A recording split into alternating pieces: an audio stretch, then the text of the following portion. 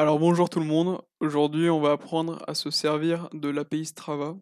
Alors tout d'abord, vous devrez créer votre API. Je vous mets un lien en description pour la créer. Donc pour commencer, on va se rendre sur le site de la documentation de Strava.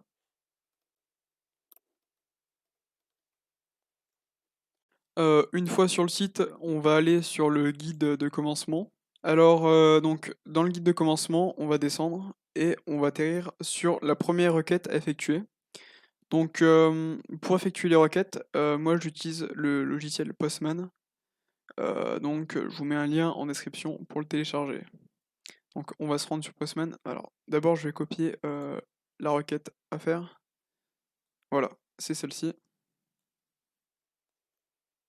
Voilà. Donc on ouvre un nouvel onglet dans Postman, on laisse, la requête sur get et dans le headers, à ne pas oublier, on va entrer comme, clé authorize, enfin authorization et en value, bearer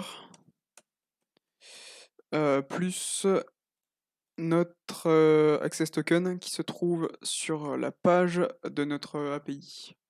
Donc l'access token, c'est celui-là normalement. Voilà, on le copie. Alors on met un espace après bearer et on met notre access token. On envoie la requête.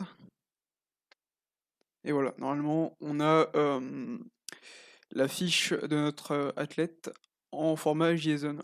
Donc on va retourner, sur la documentation.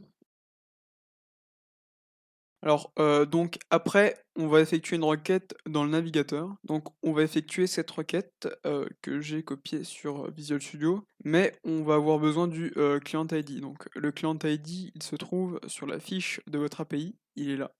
On le copie, on le remplace, voilà, je le remplace sur la requête. Ensuite, on va avoir besoin de remplacer, la scope. Donc la scope, je vais vous mettre, un lien en description, à propos de toutes les scopes. Donc nous, on va avoir besoin de la scope Activity Reader, donc que j'ai déjà placé, dans mon lien, ici. Donc on va copier le lien, et on va le mettre dans notre navigateur. Donc, on atterrit sur une page d'autorisation. On va cliquer sur autoriser. Alors, on a un code ici qu'on va devoir copier. Voilà, donc moi je vais le coller sur Visual Studio. On va aller voir dans les documentations.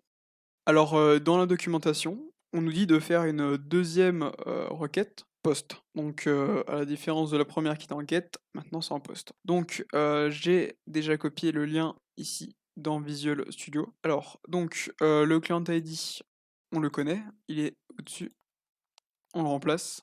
Ensuite, le code, on le connaît aussi, on le remplace. Il nous manque, le client secret, qui est aussi, sur la fiche, de l'API. On le copie. Voilà. Donc, on a notre lien, c'est bon, on le copie. Alors dans Postman, on va faire un nouvel onglet, une requête post, on entre le lien et on envoie. Alors, là, on vient d'avoir une réponse en JSON. Alors donc nous, ce qui nous intéresse, c'est, l'access token. On va le copier.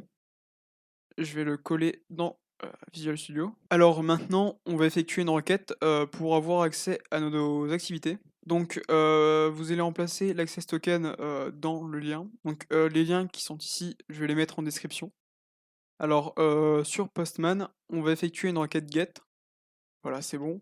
On entre l'URL, on envoie la requête et voilà, maintenant on va voir toutes, nos activités. Donc, dans le prochain épisode, on va voir comment automatiser la connexion pour les utilisateurs sur une page HTML. Donc, merci du visionnage et au prochain épisode.